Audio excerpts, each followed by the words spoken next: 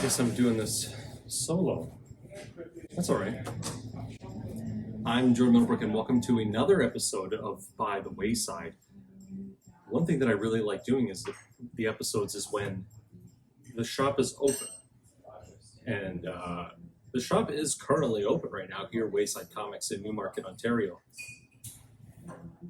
But I'm able to do an episode where it's the downtime. It's in between the rushes of people, and that's exciting. So there's no one around to bug me while I do my talking at the camera. On this episode, I have Canadian comic artist Nick Marinkovich, and of course, I also have Canadian creative and Canadian podcaster Allison. So stick around because they're coming up. Welcome back to another episode of By the Wayside. I said it right up the top. I'm Jordan Middlebrook, your host, Jordan Middlebrook. There's my name. There's a social media handle that I have. Here's another social media handle that I have. If you ever need me, I feel like I'm not centered enough. I do all the editing. This table feels like super gigantic today, but that's amazing. You also might realize that I'm missing my mug because I put in a special request today that Omar, don't kneel, you make me look bad. Oh, you do it, okay. I had a special request that Omar makes me a chocolate milk inside of my By the Wayside mug. Thank you, Omar. I appreciate it. That's awesome. It is a hot chocolate here at Wayside Comics and Cocktails. If you come here to Wayside Comics and Cocktails in Newmarket, you should get a hot chocolate. It's my favorite drink here. I don't drink alcohol, so I don't get the opportunity to try the spirits, like the ones with the cool names. They have cool names like the High Ruler, the Highlander. I guess I should really know the names of the drinks when Omar comes on with an Omar Recommends, which we know will happen in this episode. I'll double check to ask him the name of some of them. So let's have a quick sip. This is my first one today. Dang, that is good. Absolutely great. Thank you, Omar, very much. I wanted to talk about this idea I had. I love the openings of these shows because it's kind of like my own little show before I get to the exciting interviews with Canadian creators. Because sometimes they might not be Canadian, sometimes they're mostly Canadian. I once tried to start a reality show with some really amazing and creative people, and it was called House Talkers. Now, House Talkers doesn't sound, well, I guess if you saw the title, you'd be like, what is that? So this is the basis of the show. And I don't know if I'm allowed to say it, but I'm going to say it anyway because, sorry. Sorry to the people that I did this with. The Trussels, the amazing people, the Trussels, Steve and Jen. House Talkers was a show where I, as the host, I would go to homes and I would talk to the homeowner, and the homeowner would try and be like, this house is haunted. And I would say, well, no, it's not haunted. It's actually the creaking of the floorboards or it's the shaking of the old pipes. So, and then the second half of the episode, we would actually have a psychic come in. And that psychic would do psychic things inside the house. So it was called House Talkers because you are talking to the house and the psychic is talking to the house, and they would kind of prove or not prove whether or not it was haunted. I think that's what the show was about. It was called House Talkers. It was a really cool idea. We shot one pilot. It was fun. It was exciting. We got to use super duper like TV quality cameras, and that is always exciting. And again, thank you to the Trussels, Steve and Jen, for like doing that with me. This coming up with this really cool idea and doing it. That was exciting. But that was like in the past. That's past Jordan. Past Jordan. I don't even know if footage of that exists anymore. I'm gonna have another sip of this because I can't not have a sip of this. Dang, I love me a good Wayside. I was gonna say Wayside chocolate, but it's Wayside Comics hot chocolate. I should run a tally. I should just give them like $100 and say, whenever I come in, I don't want to pay for them. I just want you to just give me a hot chocolate whenever I walk in the door. It sounds like a good idea. I'm gonna check my mic because for some reason I didn't think my mic. Hey, how you doing? I'm just making a video podcast. There's just some people randomly here on Main Street. They get to see it's not, I guess it is the behind the scenes. I got a bunch of people here now. Everyone's here at Wayside Comics. Okay. You may have noticed over the course of the last few months that By the Wayside has only come out once a month.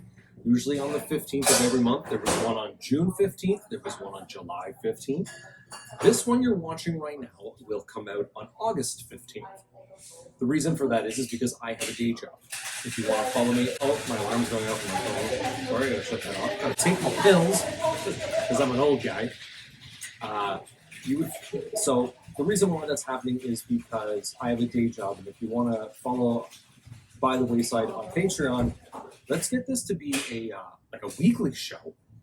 But don't worry, because when September hits, we are going to be going back to once every 2 weeks. So is that like every other week? How does that work? Bi-weekly? Hey, thanks for coming. Just making a video. Don't worry about it. Don't mind me. I don't know. They didn't care. Right? They didn't care. August 15th. Let's go back to August 15th real quick because I lost track of what I was talking about. August 15th is actually, I wrote it down, National Relaxation Day. You know how sometimes there's those wacky days like International Talk Like a Pirate Day? I found it kind of interesting that it was National Relaxation Day because I don't know what that means. So my question to you is, what is relaxation to you? And maybe I'll throw on a game of Fortnite, get really angry. That's not relaxation. That's just me getting really angry. I love it here. Anyway, don't go anywhere. We got lots more. I really got to find an outro to the next segment. Stick around.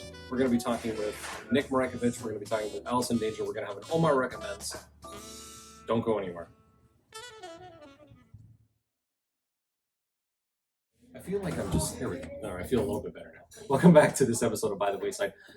One thing that I really like about being the host of the show is I get to meet a plethora of Canadian creatives, not just writers, podcasters. Haven't gotten to a musician just yet. We're working on that. But artists. Growing up, I read comic books. Now I'm a part of the grand scheme of Wayside Comics, and I am super duper lucky, happy, and excited to have Canadian comic artist Nick Marinkovich with me today. Nick, thank you very much for coming in today. Thank you for having me. Excuse me. And it was a pleasure to make the trip up here. Awesome. I love Wayside, and this was very flattering. Awesome. Here. Yeah. I love the glowing review of both the comic shop and being asked to be on the show. So thank you, thank you very much. Absolutely. You just inflated my ego 10 times full today, and it's a Friday, so that makes the weekend even better for me. I know that I say we're filming on a Friday, and we're filming in July, or recording. I keep saying recording. Filming, we're recording. This won't air until August, but that's the internet for you. I'm just gonna get straight into the questions, Nick. Nick, I'm gonna read it exactly as I wrote. Okay. Being a comic artist doesn't just happen. Was there a moment for you that you knew you were going to do it? That's a loaded question. All right. So, as a youngling, definitely that was the first thing that really grabbed me. I used to Loud. We won't hear it on camera. I used to religiously collect like X-Men comics, and I would copy the drawings, and I always envisioned like one day I want to be doing this. That's the first thing out of everything that I wanted to do. But given the reality of life, we all know that one. Yeah, you don't really think of that as a plausible vocation. So I went to university and got a degree. And for those who don't know, I got a degree in genetics. Can you believe that? Genetics? I did, yeah. You just sat down with a mother load of genetics. Right? We'll talk after, because I got some good ones for you. At the University of Western Ontario. And, I was quite studious. And then afterwards, so I have a degree. It's great, and I'm very unemployed at this point. And I had an opportunity to just get back into it. And at this point, I hadn't drawn in I think 5 years. I never drew at all during the entire stay at university. And I thought it was always a passing fad, but you never forget it. It's always on the back of your mind. Yeah. And I always meant to get back into it. I had an opportunity, I did it, and after showing some pages, and like props to Yannick Paquette, who was not that well known then, he's a superstar now. He showed my stuff, and within 3 months, I ended up doing the Underworld project for Sony Pictures. Oh, really? Yeah. Oh, that's pretty cool. And like, in all fairness, I was very green at the time, as green as you can be, and learning on the job. I remember I ran out and got my first graphics tablet. At first I was watercoloring everything, and then I was like, oh no, I gotta really improve my output. And I went and got a graphics tablet and learned on the job. And it wasn't easy going. Like at that point, I was young. I was like 26 years old, and I thought, oh man, I really made it. I had not. But my ego told me that this could work, and that was the driving factor after that. That okay, I know it can work. I just have to figure it out. Yeah. And here we are today. What an interesting story, because from the things that I've heard from other artists, I come from a visual arts background as well, so I can very much sympathize and empathize with your story, because you think, oh, like I can't be a comic book artist. But it seems that really does fall along the same path as a lot of artists that I've spoken to. They always think that's not something that's going to work in the future, and then something happens, and they kind of drift through that threshold, and it's like, oh dang, I'm drawing Power Rangers. I just randomly picked some characters, but yeah, it's as much as, now this is going to sound a little bit like an idiot here, or maybe a bit of a dick, but the story of the artist sometimes isn't as unique as one might think of it. And it kind of makes me think of, excuse me, I had heard just recently, someone was talking about, like, they said, oh, I have a zit on my face. I look ugly. But then, to you as the individual, this is totally, hopefully this is relatable at the end of my story. To you as the individual. Beautiful. No, I didn't say you had a zit. Oh. But go on. To you as the individual, you think that zit is like massive. The outside world doesn't even notice it. Absolutely. And it's when you kind of take the idea of being an artist when you're young and you don't know what's going to happen, you expand that out to, like, galaxy-wise, and you go, oh, dang, like it was always there. It was always, the world looked at it and you thought it was so unachievable. Yeah. When in fact the world was like, no, this is the individual that we need doing this. Oh, yeah. And in all fairness, I think let's be fair to many of our parents. No. They I love my parents. I don't. You don't? No, okay. You heard it here first. I do. But they came from upbringings where very utilitarian and practical vocations were the norm, and they couldn't conceive of making a living out of essentially entertainment. Yeah. And it's a risk. The arts is never really. I know. Arts is never sustainable. It's a risk, and it takes a long time to get your footing. Yeah. Now, mind you, I was never business savvy. If you are, God bless, because because for example, for myself, I focused so much on production that I never focused on how to make a dollar, how to monetize everything. You do that later. When at one point I'm out like, I'm good. I know that sounds pretentious, but It doesn't. I'm better. I'm decent. I'm decent in that people want to see my stuff, and I'm like, okay, now let's make some money doing this. In terms of being sustainable, and that was the biggest learning curve. I thought, more than even production-wise. People want to see your work. Yeah. Yeah. And how to get myself out there, Well, that kind of, so speaking of your... It's confidence, really. Yes, I agree. Now, I know usually every artist, when every artist is here as a guest, I always point out that, and they agree with me, they agree with me, is that artists, they their work is never finished, Oh, and it's never perfect. They always see that one stroke that they accidentally left in, or that one eyebrow was. You open up a comic book and you go, I totally wish that I had made Spider-Man stink lines, at this part. It's the artist's curse, right? No matter how good it is, it's never good enough to the artist. It is. Let's put that on a shirt. And as a rule of thumb, you almost have to like come away from your work, give it at least 24 hours, and then if not more, and then come if you can, give it deadlines and come back to it. And when you will, and when you do, rather, you almost inadvertently will always say, that's better than I thought it was when I had finished it. And I know some artists, like Ramon Perez, I believe you did you interview him or not yet. Not yet. But he's so steadfast in this is what I can accommodate for this project, given the deadline, given the what the rate is, and I can do it. And man, I really admire that because I'm always like, I gotta make it as best as I can, regardless of what I'm making for it.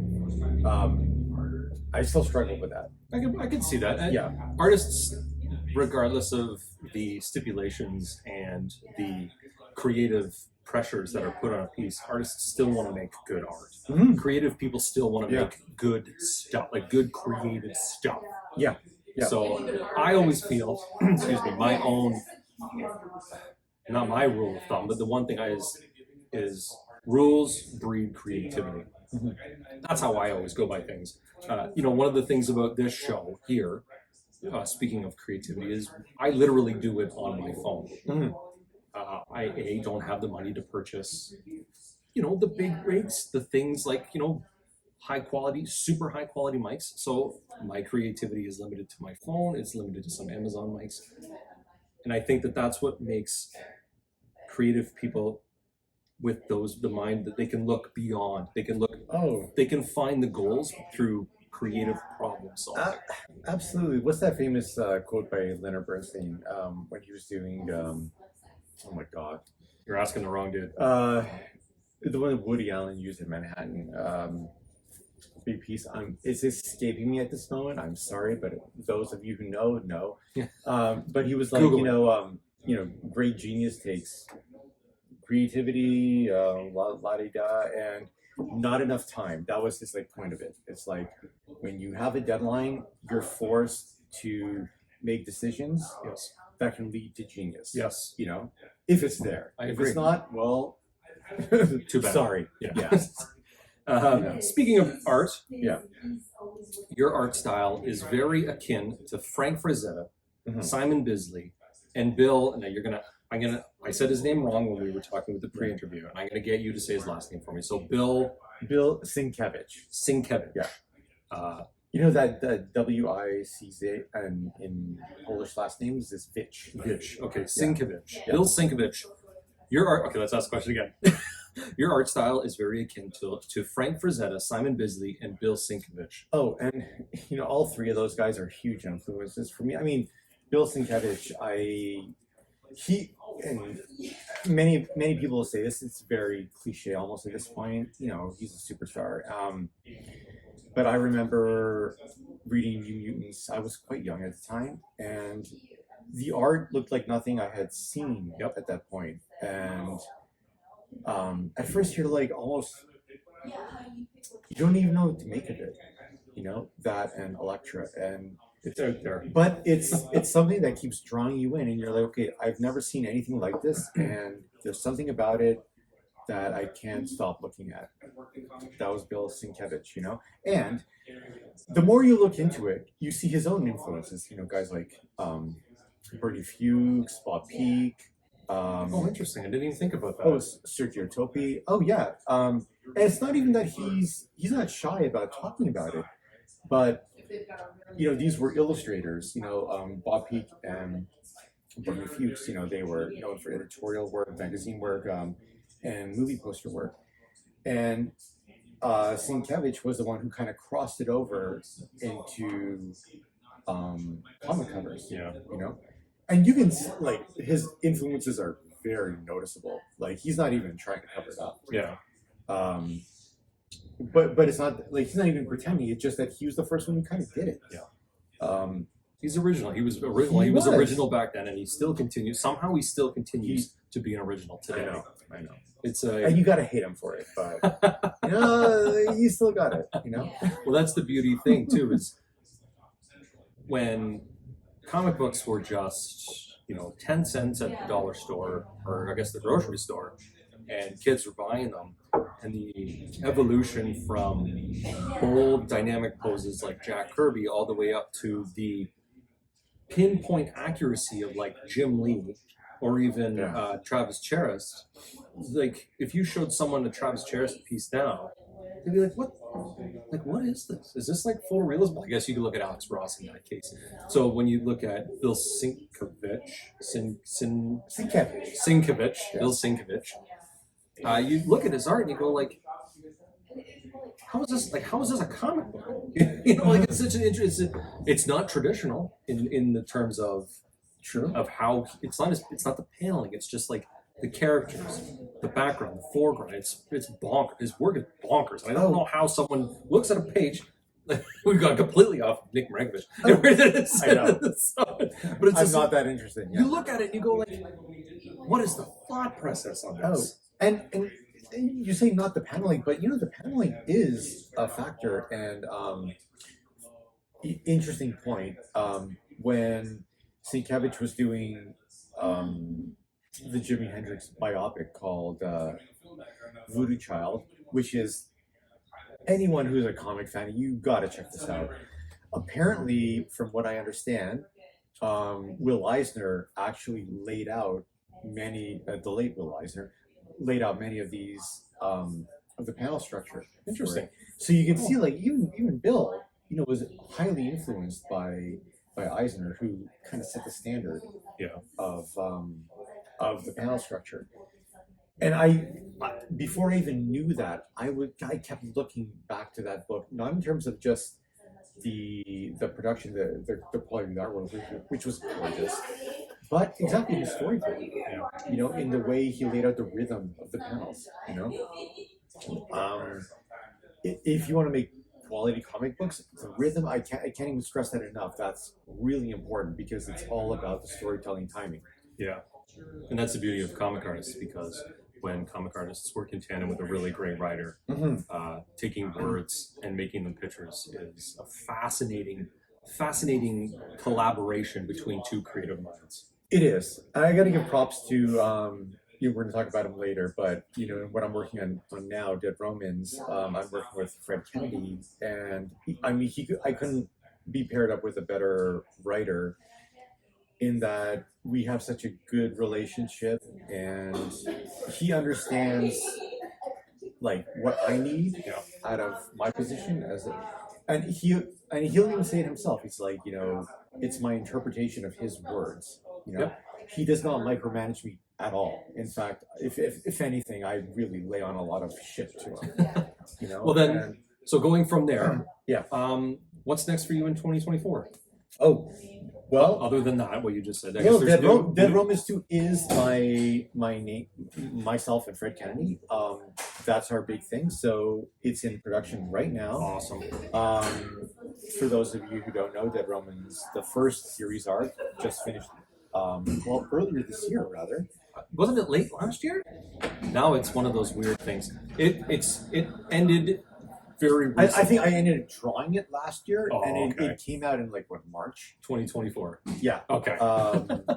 But it did quite well, and we are into arc 2, and we are looking to get it out, the previews, by November. Oh, right on. To kind of coincide with the release of the new Gladiator movie by Ridley Scott. Ooh, interesting. Given the similarity in the genre. That's good marketing. That's good marketing. It really is.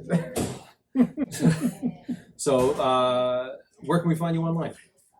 Oh, online? I'm an Instagrammer, Nick.Marinkovich. And the new Nick Marinkovich website is coming out, www.nickmarinkovich.com. We don't have to worry because it'll come up right in front of you. It here. will. Yeah. It'll be here. That's the beauty of my editing. So yeah, apart from that, like Instagram, Facebook, they're both, I think, Nick.Marinkovich.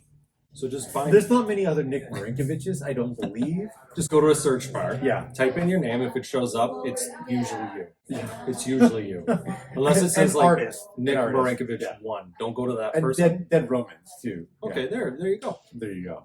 I also think I'm the standout Nick Marinkovich. Are you the only Nick Marinkovich? Like in the world? I'm Have not you... the only because I've looked it up myself, and I'm shocked that there's other Nick Marinkoviches. There is but one. is. There's a Jordan Middlebrook. There's one other Jordan Middlebrook, but it has an S on the end of it, and I believe he's a model in the UK. So, Wow. so I'm in Wow. good. I'm in good company with my name. Nick, thank you very much for coming today and spending some time with me here on By the Wayside. It's really appreciated, not just by me, but I know Omar, the shop owner, loves having you up here, and he speaks very highly of your artwork. At length. Your Dead Romans was actually one of Omar recommends. I believe it was the first episode. I'm not 100% sure. We can always go back and look at the tape. But Nick, thank you again for coming in, and that's a segment. Thank you. And we will be at Fan Expo in Toronto this August. Come find us because we are very fun to talk to in person. I can vouch for that. We're no strangers to podcasts, right? Okay. But maybe to a death podcast. Wait. No, I'm doing it right now. No, you didn't even. Host of Definitely, Allison Danger is with me today. Allison, thank you very much for coming in and joining me on today's episode of By the Wayside. Thank you for having me. Funny little fact about Allison Danger, whose name, of course, is going to appear across the screen. We do share the same last name. Well, my name is not Jordan Danger. It'd be cool if it was. Very cool. Cool. Very cool indeed. My name is Jordan Middlebrook. This is Allison Danger. Little side note before anyone starts asking those really silly questions is how is your related? How is your related? We're married. This is my wife, Allison. And we are, of course, I'm getting so far ahead of myself. We, of course, are also partners with Omar and Wayside Comics in Wayside Creative, which I will talk about a little bit later on in the episode. Okay. Allison's comic book, The Best of Us, is a part of... Very lucky to be, yeah. It's an amazing comic book. Thanks. And it's one of my favorites. Not because you're my wife, but it is one of my favorites. It's all my favorite things. But we're not here to talk about your comic books. That'll be a Not today. totally different episode. Right. I had to can you just double check to make sure your mic's on? Just flip it forward to make sure that green light's on. Yep. Okay, awesome. Thank you very much. Allison, we're going to get right into Definitely, the podcast that you host. Yes. Coincidentally, the podcast that I also edit and produce. Yes. So when people go on to the website or where they go to find their podcast, Right. they'll go, what is that? That dude sounds familiar. It's me. Yeah. Just so everyone's quite clear, I have a hand in it. Yeah. But I think it's a really important podcast. You're mainly known for writing, right? Mm-hmm. Tell me about the podcast. Don't tell me I know about it. Tell the audience about the podcast. The quick and easy way to think about the podcast would be its tagline. It's taking death seriously so you don't have to.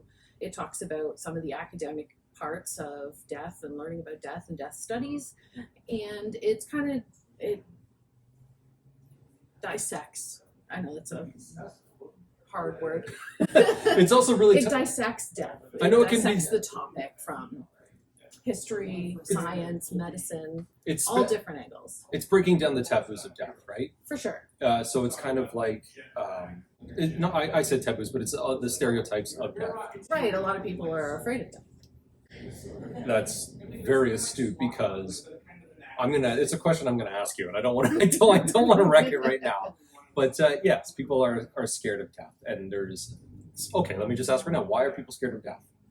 I think it has to do with the psychology of it being unknown. It's the unknowable. It's the something we can't figure out. We haven't been able to find the science that is able to get us past that hurdle. And it's something that unites all living things.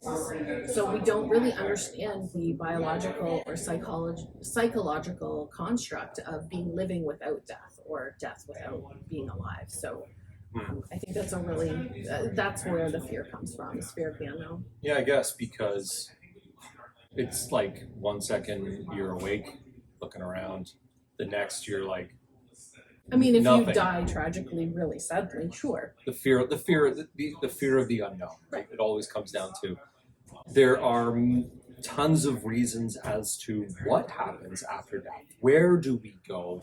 I'm not saying we're not here to debate, those types of topics, but and your podcast, does it debate those topics? No, it really looks at things. We're not delving into religion or how everybody interprets death. It's more along the lines of things that you can quantitatively study. So, how people pass away medically, the cellular degradation, things like the symbology or the symbolism that is tied into death, maybe the fandom of death and people who enjoy like a goth aesthetic. So it really looks at death from this academic pursuit as opposed to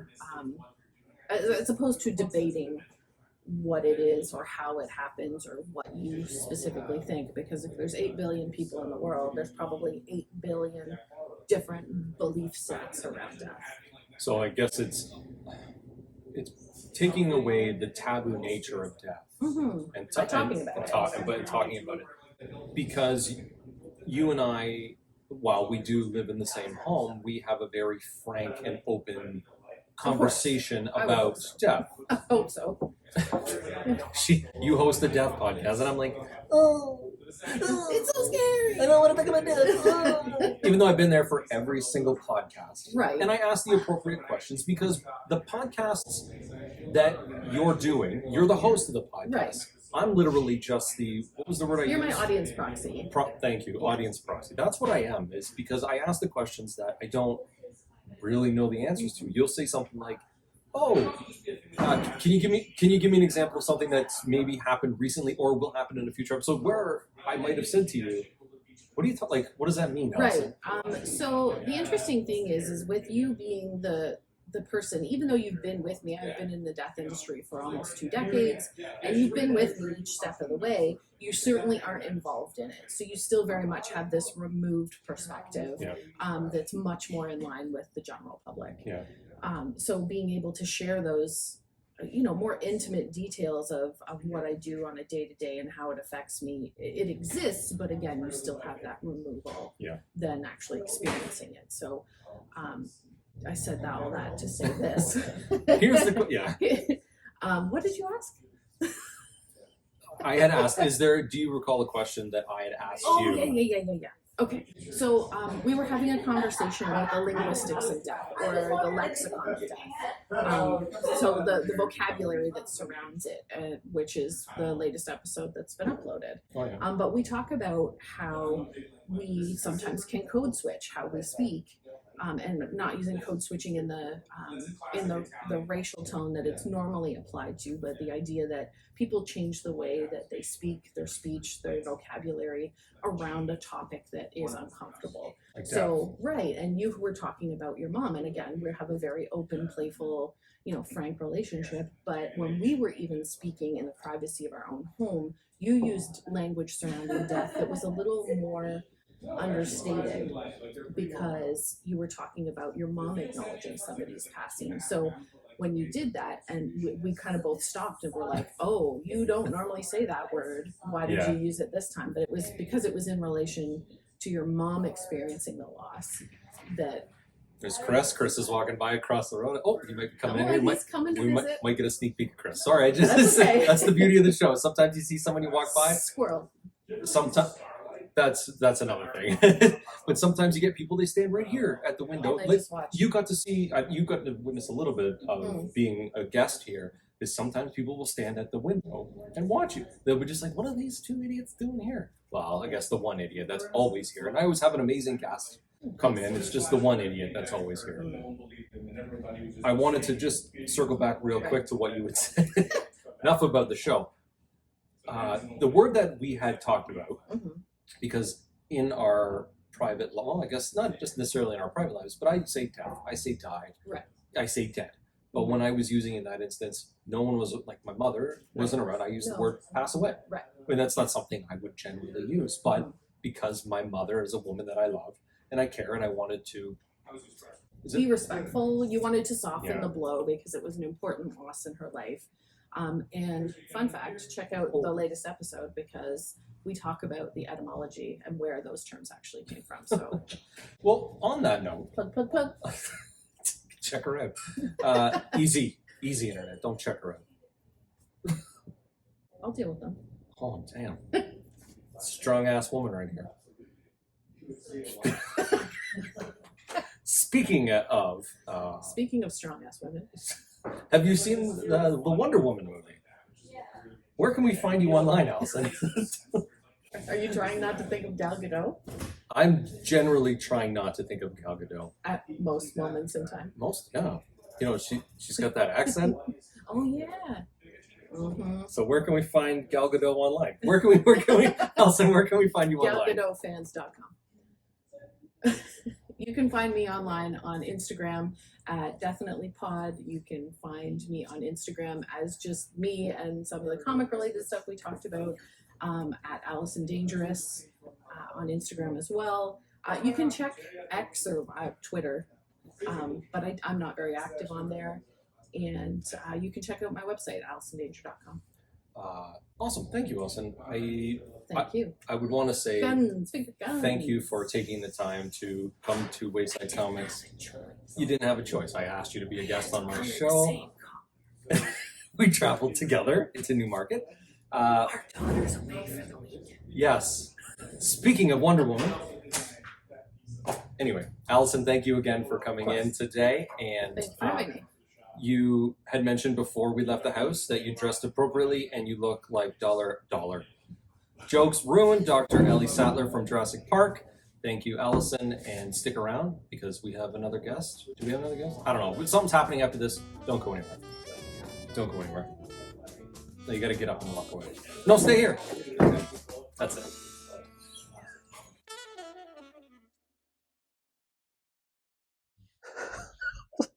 Welcome back. At the end of the episode, like right near the end of the episode, we always have what we like to refer to as an Omar recommends, and he's around here somewhere. Omar, what do you got to recommend today? Oh, hi, Jordan. I didn't even see you there. Why don't you have Production value. have a seat, sir? And let's talk about what you have to recommend today. What do I have to recommend to you today? Yeah, what do you got? What do you got for us today? Well, before I do that, I just want to shout out someone new that we're working with here at the shop, Deadly Grounds Canada. Is now providing the coffee here at Wayside Comics and Cocktails. And it's pretty damn good. They are a horror-themed coffee roaster. And they're like us. They're a little weird. They're kind of eclectic, and they love good movies, and that's what they do. They roast coffee, they make coffee, and they watch horror movies all day. My kind of people. Yeah, definitely check out what they got going on. You finally found some friends, Omar. I know, it's not that time. Get a little lonely here at night.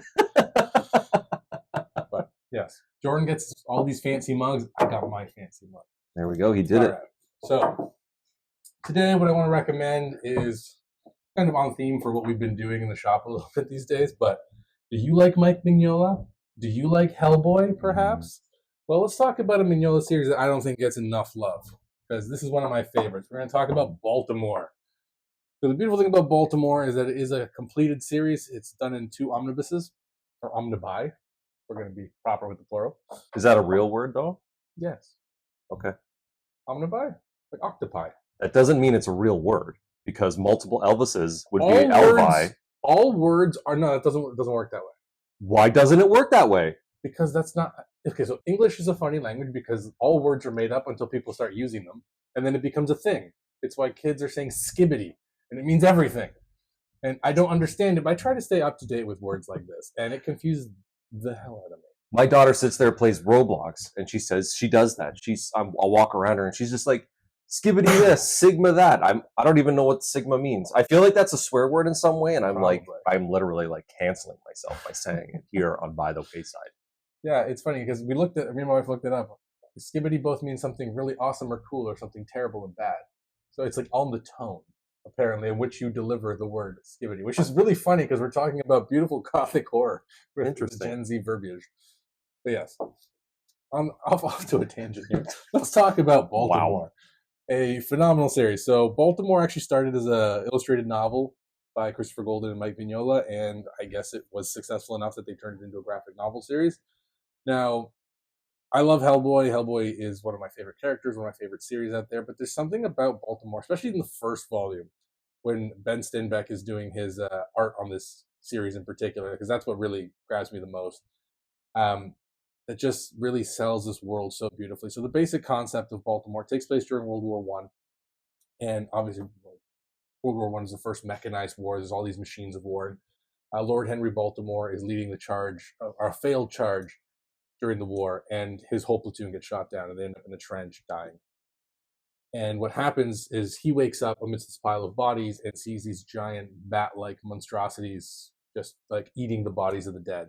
And as he tries to kind of get away, one of them comes up to him, tries to get him. He grabs a bayonet and he slashes one across the eye, and it kind of pops the creatures into sentience. Like before, they were kind of feral, and then that one moment, the blood spills, hits the ground, and the creature kind of gains sentience and curses Lord Henry Baltimore.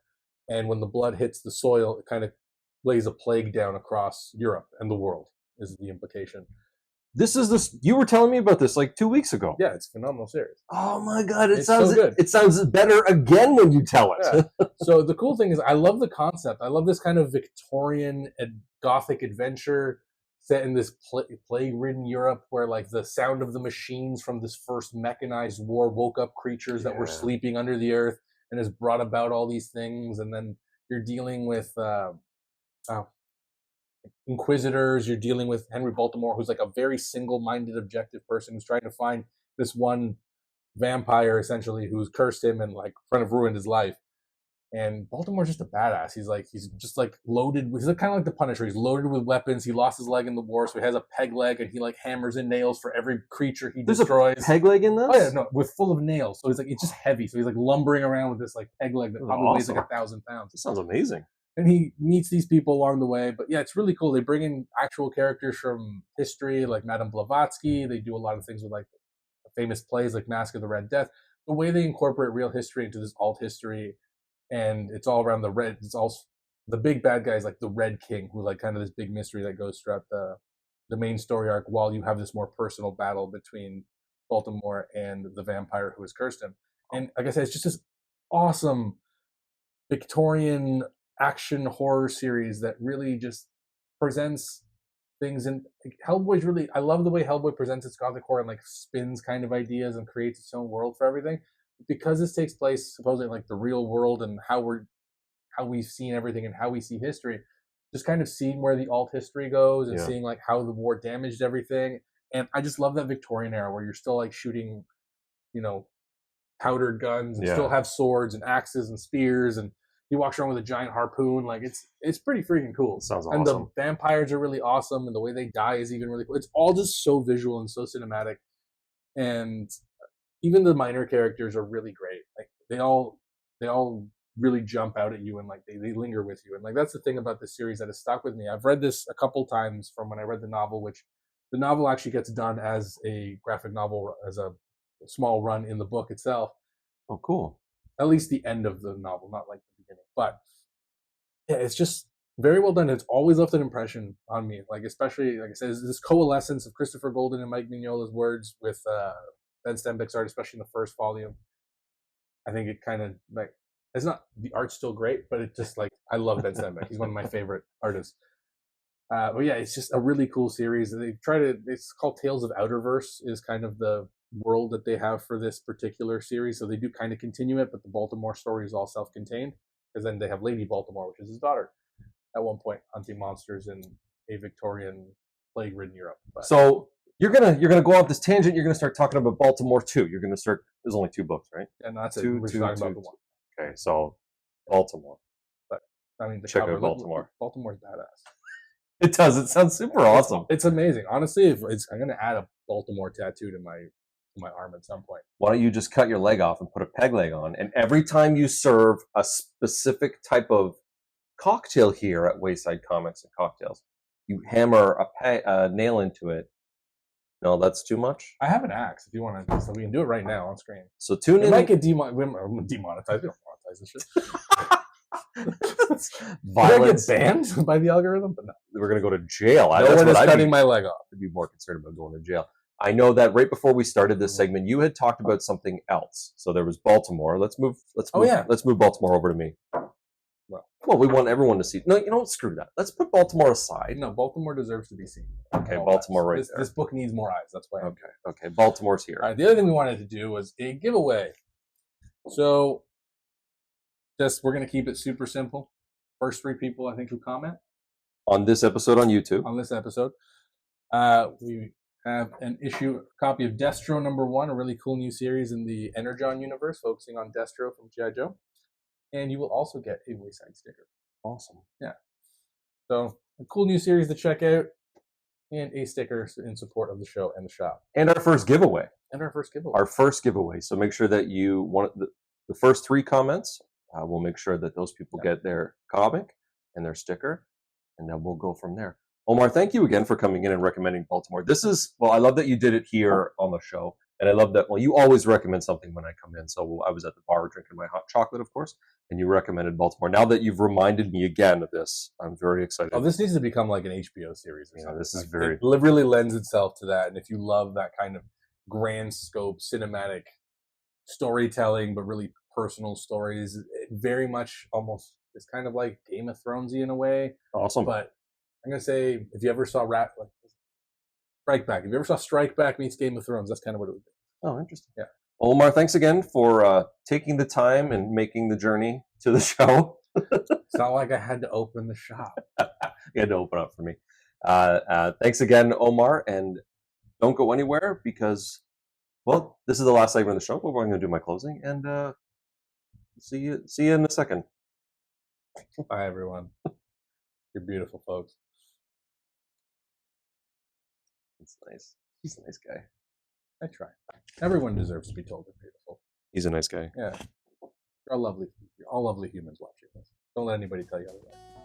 Unless your name is Chris Adams. I'm watching Chris. He gets a lot of shout outs on this show. He really does. All right.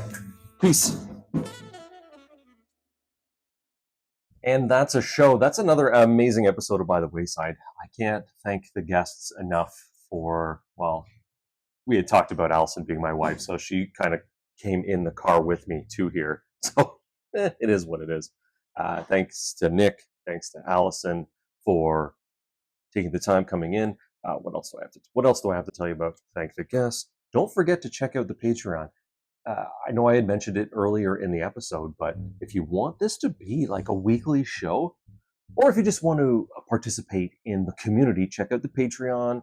There's 3 tiers. They all got funny, cool names, and that's fun. I like naming things. I used to paint, with like acrylics and on canvas. And one of my favorite things was naming the pieces. And I actually painted a panda, and the title of it was Panda 1. That's so brilliant. Not really. Oh yeah, I know the biggest news that's happened over the last month or so is the introduction or the announcement that Wayside Creative is out in the ether now. I'm a part of Wayside Creative, and if you don't know, Wayside Creative is a creator-first publishing imprint that focuses on cinematic quality storytelling from innovative voices like you. Omar, did you like how I remembered the mission statement? Reading it beautifully this time. I didn't read it. I said it, though. Yes, I said it. Oh, I actually wrote it down, too, actually, but I didn't say it. Creator First Publishing Imprint. That myself, Omar, of course, is a part of it. Allison Danger, who was on the episode, is a part of it. We have more partners that are involved. And if you have an interesting story or you have something amazing that you want to say, here's the website. Go to the website. Be like, hey, here's my submission. Submit. And I'll take a look at it. Omar showed me this here. So right before we leave the episode, so there's an episode. I've got my media mixed up. Here is an issue of She-Hulk with Electro and She-Hulk, because it's She-Hulk. But on the back of it is it Tiger? Is it a Tiger handheld? It's Tiger Electronics. Tiger Electronics, thank you. And so on the game, there's Wolverine here, right? Now, the question was posed to me: what's scarier, Wolverine looking like this, full costume, or Wolverine down here, he's missing his pants? I guess the color's messed up. It's like Robin Reen. Imagine this and Robin coming at you. Frightening, absolutely frightening. So the colorist really messed up. Someone messed up. What year was this book made? Let's take a quick peek. 93. I was 13 years old. I probably would have never even noticed. So then 20 years later, wait. No one told me math was involved in the show. I'm going to have to quit altogether. Thank you very much for coming in and dropping by. It's like a Mr. Rogers episode. Don't forget to subscribe to the Patreon. Don't forget to check us out on Instagram. Check out the website. Like and subscribe. Share with your friends. If you want to be a guest, definitely reach out. I'm willing to talk to anybody. That's just how crazy I am. And don't forget, I will catch you by the wayside. That's what I'm doing. I'm going to catch you by the wayside.